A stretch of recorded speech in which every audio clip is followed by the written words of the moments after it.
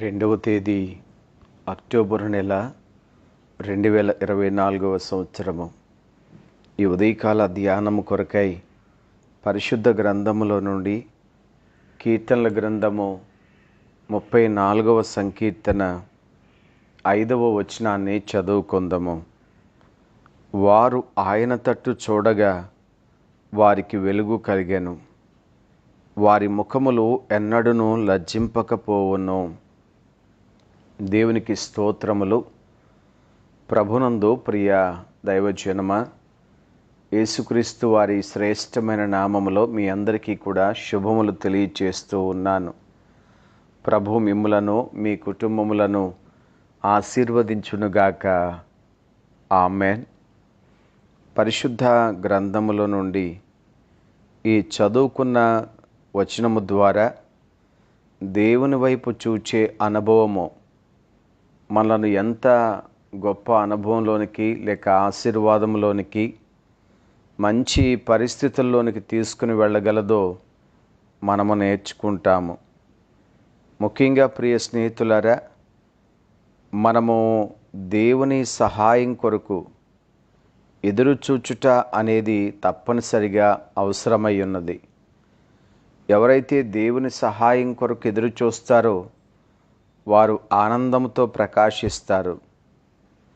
ఏ అవమానపు నీడ వారి ముఖములను చీకటిగా మార్చలేదు అని జ్ఞాపకం చేసుకోవాలి. ఎప్పటికీ కూడా సిగ్గునందకుండా మన జీవితాలు ఉండాలి అనంటే నిత్యము ప్రభు వైపు చూస్తూ ఉండాలి అనేది ముందుగా మనం గుర్తించాలి. 4వ వచనములో రాయబడుతున్న మాట, నేను యెహోవా యొద్ద విచారణ చేయగా ఆయన నాకు ఉత్తరమిచ్చెను, నాకు కలిగిన భయములన్నిటిలో నుండి ఆయన నన్ను తప్పించెను. ఇక్కడ ఈ వచనములో నేను, నాకు, నన్ను అనేటువంటి మాటలు దావీదు భక్తుడు ఉపయోగించారు. ఆ తర్వాత చూస్తే 5వ వచనములో వారు, వారికి అనే మాటను చూస్తూ ఉన్నాము.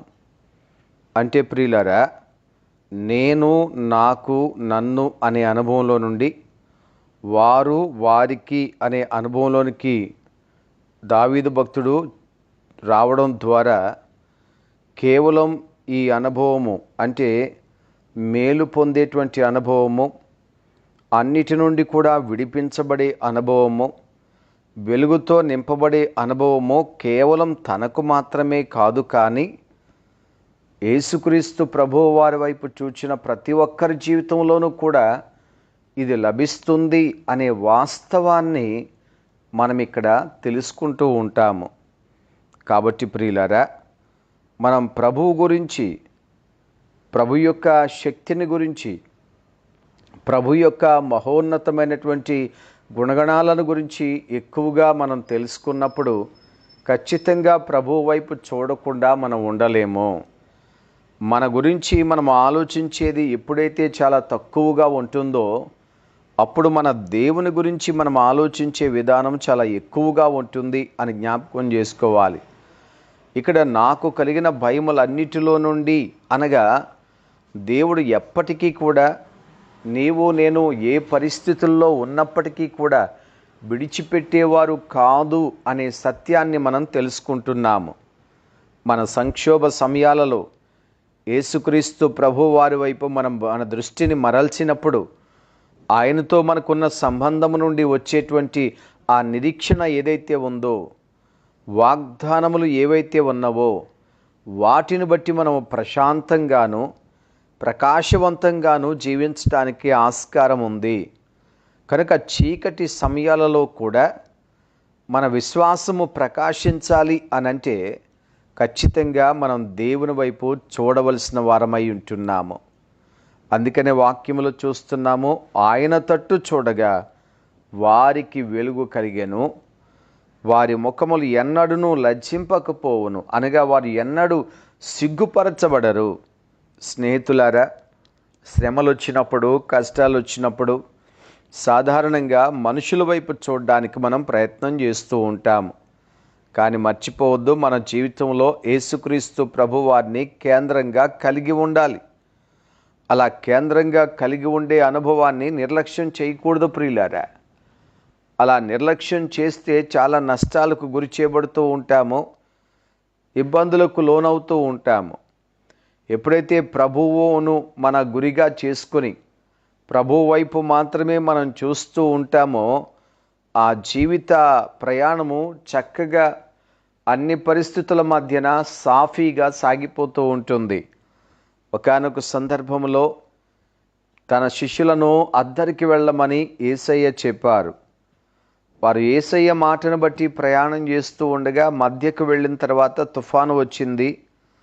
ఆ తుఫాన్లో వారు చిక్కుకొని ప్రయాసపడుతున్నారు. అలాంటి సమయంలో యేసుక్రీస్తు ప్రభువారు అలలను తొక్కుకుంటూ ఆ సముద్రం మీద నడిచి వస్తూ ఉన్నారు. అది గమనించి మొదట వారు భయపడినా తర్వాత యేసయ్య తనను తాను పరిచయం చేసుకొనుట ద్వారా వారు ధైర్యం తెచ్చుకొని ఉన్నారు. అప్పుడు పేతురు అంటాడు, ప్రభువా, నీవే అయితే నీళ్ల మీద నడిచి మీ యొద్దకు వచ్చుటకు నాకు సెలవిమ్ము అని ఆయనతో చెప్పారు. ఎప్పుడైతే పేతురు అలా అన్నారో ప్రభు రమ్మని చెప్పారు. పేతురు ఆ నీళ్ల మీద యేసు వైపు చూస్తూ నడవడం ప్రారంభించాడు. అద్భుతంగా తాను మునిగిపోకుండా నీళ్ల మీద నడుస్తూ ఉన్నాడు. ఎప్పుడైతే తాను గాలిని చూచాడో భయపడ్డాడో మునిగిపోసాగాను అనే మాట వింటున్నాము. అంటే యేసయ్య వైపు చూచినప్పుడు ఆయన కలిగి ఉన్న విశ్వాసము తనను నీళ్ల మీద సహితము నడిపించింది. ఎప్పుడైతే ప్రక్కకు చూశాడో భయం ఆవరించింది, భయము అతనిని ముంచివేసింది. స్నేహితులారా, విశ్వాసము, యేసుక్రీస్తు ప్రభువారి పట్ల మనం కలిగి ఉన్న విశ్వాసముతో ఏ పరిస్థితుల్లోనైనా మన జీవితాన్ని నడిపించుకోగలము. అదే క్రీస్తు ప్రభు పట్ల విశ్వాసము సన్నగిల్లి లోకం వైపు చూసినప్పుడు భయం మనల్ని ఆవరించినప్పుడు ప్రతి పరిస్థితిలోనూ మునిగిపోయే అవకాశాలు ఉన్నాయి. ఎప్పుడైతే తాను మునిగిపోతున్నాను అని తెలుసుకున్నాడో ప్రభువా నన్ను రక్షించు అని ప్రభు వైపు చూచి కేకలు వేయడం మొదలుపెట్టాడు. ఆశ్చర్యం ఏమిటంటే ధోనిలో 11 మంది తన తోటి శిష్యులు ఉన్నారు. వారిని చూసి సహాయం అడగడానికి వారిని పిలిచినవాడు కాదు పేతురు భక్తుడు.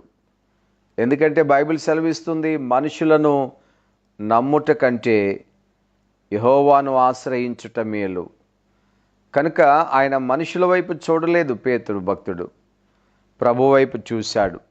కనుక స్నేహితులారా, మన జీవితంలో అన్ని పరిస్థితుల్లోనూ కూడా కేవలం మనం ప్రభు వైపు చూడవలసిన వారమై ఉన్నాము.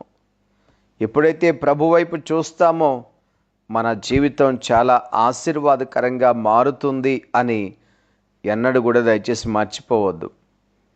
అందుకనే వాక్యంలో చూస్తాము, హెబ్రీ పత్రిక 12వ అధ్యాయం ప్రారంభపు వచనాలు, ఇంత గొప్ప సాక్షి సమూహము మేఘము వలె మనను ఆవరించి ఉన్నందున మనము కూడా ప్రతి భారమును సులువుగా చిక్కులు పెట్టి ప్రతి పాపమును విడిచిపెట్టి విశ్వాసమునకు కర్తయు దానిని కొనసాగించువాడునైన యేసు వైపు చూచుచు మన ఎదుట ఉంచబడిన పందెంలో ఓపికతో పరిగెత్తుదాము. యేసు వైపు చూచుచు, ప్రియ దేవుని బిడ్డలారా, జీవితంలో ఎన్ని పరిస్థితులు ఆవరించి ఉన్నప్పటికీ కూడా మనం ఎప్పుడైతే యేసుక్రీస్తు ప్రభువారి వైపు చూస్తూ ఉంటామో అన్నిటిలోనూ కూడా మనము ముందుకు సాగగలుగుతూ ఉంటాము. ఏది కూడా మనను ఆటంకపరిచేది కాదు అనే విషయాన్ని మనం గ్రహిస్తాము ప్రియులారా. కనుక దేవుని వైపు చూచే అనుభవాన్ని ఒక్కనాటికి కూడా మనము నిర్లక్ష్యము చేయకూడదు. దేవుని వాక్యాన్ని మనం గమనించినట్లయితే యేసయ్య చెప్పారు, నికోదేముతో మాట్లాడుతున్నటువంటి సందర్భంలో ప్రభు మాట్లాడిన తర్వాత ప్రభు చెప్పినటువంటి ఆలోచనలన్నిటినీ కూడా మనం గమనిస్తున్నప్పుడు ఒక సత్యాన్ని తెలుసుకుంటాము. అది యోహాను సువార్త 3వ అధ్యాయము. ఈ అధ్యాయములోని 14 మరియు 15 వచనాలు, అరణ్యంలో మోషే సర్పమును ఎలాగు ఎత్తెనో అలాగే విశ్వసించు ప్రతివాడును నశింపక ఆయన ద్వారా నిత్య జీవం పొందినట్లు మనుష్య కుమారుడు ఎత్తబడవలెను. ప్రియులారా, యేసుక్రీస్తు ప్రభువారు శిలువ మ్రానుపై వేలాడే అనుభవాన్ని ఇక్కడ సూచయగా జ్ఞాపకం చేస్తూ ఉన్నారు. యేసయ్యను మనం చూస్తున్నప్పుడు మనం ఎంతగానో ధైర్యం తెచ్చుకుంటాము. మన పరిస్థితుల్లో మనకు కావలసిన శక్తి లభిస్తుంది, సహాయం లభిస్తుంది. అంత మాత్రమే కాదు, యేసుక్రీస్తు ప్రభువారిని మనం చూచినప్పుడు మనం గుర్తించేది ఏమిటంటే, యేసయ్య నీ రక్షకుడు లేక నా రక్షకుడు అని మనం తెలుసుకుంటాము. నా పాపములను విమోచించడానికి, మన శాపగ్రస్తమైన జీవితాన్ని నుండి మనను తప్పించడానికి యేసుక్రీస్తు ప్రభు ఆకాశమునకు భూమికి మధ్యన వ్రేలాడి తనను తాను బలిగా అర్పించుకొని ఉన్నారు అనే సత్యాన్ని తెలుసుకుంటాం. క్రీస్తు ప్రభుని మన రక్షకునిగా చూచుటే మన విశ్వాసమునకు సరియైన పునాది. ప్రియులారా, యేసయ్యను రక్షకునిగా చూడకపోతే, యేసయ్య నా విమోచకుడు అనే సత్యాన్ని మనం తెలుసుకొనకపోతే మన జీవితము వ్యర్థమైపోతుంది కదా. శిలువ బలియాగము ద్వారా నిత్య జీవమునకు మార్గం అనేది మనకు ఏర్పడుతూ వచ్చింది. యేసయ్య నా రక్షకుడు అని, యేసయ్య నిత్య జీవమునకు మూలమై ఉన్నారు అని, యేసయ్య మన విశ్వాసమునకు తిరుగులేని పునాది అని మనము ఎప్పుడైతే గుర్తిస్తూ ఉంటామో యేసయ్య వైపు చూడకుండా ఉండలేము ప్రియులారా. కనుక దయచేసి మర్చిపోవద్దు, మనం ప్రభు వైపు చూడాలి. యెషయా గ్రంథం 65లో వ్రాయబడింది, నీవు చూచి ప్రకాశింతువు అని చెప్పి. కనుక ఎవరైతే ప్రభు వైపు చూస్తారో వారు ప్రకాశవంతమైన జీవితాన్ని కలిగి ఉంటారు అన్ని పరిస్థితులలోనూ కూడా. కొరింథీయులకు రాసినటువంటి 2వ పత్రిక 3వ అధ్యాయం 18వ వచనంలో, మనమందరము ముసుకులేని ముఖముతో ప్రభు యొక్క మహిమను అద్దము వలె ప్రతిఫలింప చేయొచ్చు, మహిమ నుండి అధిక మహిమను పొందొచ్చు, ప్రభువు ఆత్మతో ఆ పోలిక, ఆత్మచేత ఆ పోలికగానే మార్చబడుచున్నాము. మహిమ నుండి అధిక మహిమకు. కాబట్టి స్నేహితులారా, మనము అధిక మహిమతో మన జీవితాన్ని నింపుకోవాలి అని అనుకుంటే ఖచ్చితంగా అన్ని వేళల, అన్ని పరిస్థితుల్లోనూ మనం దేవుని వైపు చూడవలసిన వారమై ఉంటున్నాము. కనుక ఆయన వైపు చూచిన వారు ఎన్నడూ కూడా సిగ్గుపడరు. కాబట్టి ప్రతి విషయంలోనూ కూడా ప్రభు వైపు చూద్దాం, ప్రభువుని కేంద్రంగా కలిగి ఉందాం. ప్రభు వైపు చూచేటువంటి అనుభవాన్ని నిర్లక్ష్యం చేయొద్దు. దేవుని పట్ల పరిపూర్ణమైన విశ్వాసాన్ని కలిగి ఉందాం. గొప్ప నిరీక్షణ మనకు లభిస్తుంది. గొప్ప సంతోష సమాధానముల చేత నింపబడతాం. మన జీవితము ప్రకాశవంతంగా మార్చబడుతూ ఉంటుంది. కనుక ప్రియ దేవుని బిడ్డలారా, ఈ అనుభవంలోనికి రావడానికి ప్రయత్నం చేద్దాం. ప్రభు అలాంటి కృప మనందరికీ అనుగ్రహించునుగాక. ఆమెన్. మహాపరిశుద్ధుడైన మా ప్రియ తండ్రి యేసు ప్రభువా, మీ ఘనమైన నామమునకు స్తోత్రములు చెల్లించుచూ ఉన్నాము. ఈ ఉదయకాలమందు మీ పాదముల యొద్ద చేరిన మమ్మలను జ్ఞాపకం చేసుకొని మాతో మాట్లాడినందుకు మీకు స్తోత్రములు నాయన. మా జీవితంలో మేము మేలు చూస్తాము ప్రభువా, మీ వైపు చూచినప్పుడు మా జీవితాలు ప్రకాశవంతంగా మార్చబడతాయి తండ్రి. మీ వైపు చూచినప్పుడు మేమెన్నడూ సిగ్గుపరచబడము నాయన, మీ వైపు చూచినప్పుడు. అవును తండ్రి, ఇంత గొప్ప సాక్షి సమూహం మీ వైపు చూచి వారు మేలు పొందినప్పుడు మేము కూడా మా ప్రభువా, మా పరిస్థితులతో సంబంధం లేకుండా, మాకున్న స్థితిగతులను గురించి ఆలోచించకుండా అన్ని వేళలా ప్రభువా, అన్ని పరిస్థితుల్లోనూ మీ వైపు చూడడం మాకు నేర్పించమని ప్రార్థన చేస్తున్నాను. మీ బిడ్డలు నాయన, మనుషుల వైపు కాకుండా, పరిస్థితుల వైపు కాకుండా నాయన, అలా చూచి కృంగిపోయే పరిస్థితుల్లోనికి వారు వెళ్లకుండా మీ సహాయం వారికి దయచేయండి. దేవా, మిమ్మలను ఆశ్రయిస్తే మా జీవితాల్లో నెమ్మది కలుగుతుంది. మీ వైపు చూస్తే మాకు సహాయం కలుగుతుంది నాయన. ఎన్నడూ మేము విడిచిపెట్టబడం నాయన. మీరెన్నడూ మమ్మలను మరిచిపోరు తండ్రి. మా ప్రతి భయంలో నుండి కూడా, మా ప్రతి ఆటంకాల్లో నుండి కూడా మమ్మల్ని తప్పించడానికి మీరు శక్తిమంతులై ఉన్నారు. ఇదిగో ప్రభువా, ఆశగా మీ వైపు చూస్తున్న మీ బిడ్డలందరినీ కూడా దర్శించి సహాయం చేయండి. వారిని బలపరిచి దీవించండి నాయన. దైవజనులను జ్ఞాపకం చేసుకోండి. చేస్తున్న పరిచర్యలో వారిని బలంగా వాడుకొనండి. వారిని, వారి కుటుంబాలను, బిడ్డలను దీవించండి నాయన. మీ నామానికి మహిమ తెచ్చుకొనమని, నశించిపోతున్న ప్రతి ఆత్మను వెదకి రక్షించమని యేసుక్రీస్తు వారి పరిశుద్ధ నామమును వేడుకుంటున్నాము తండ్రి. ఆమెన్. త్రియేక దేవుని సన్నిధి సదాకాలం మీకు తోడై ఉండునుగాక. ఆమెన్.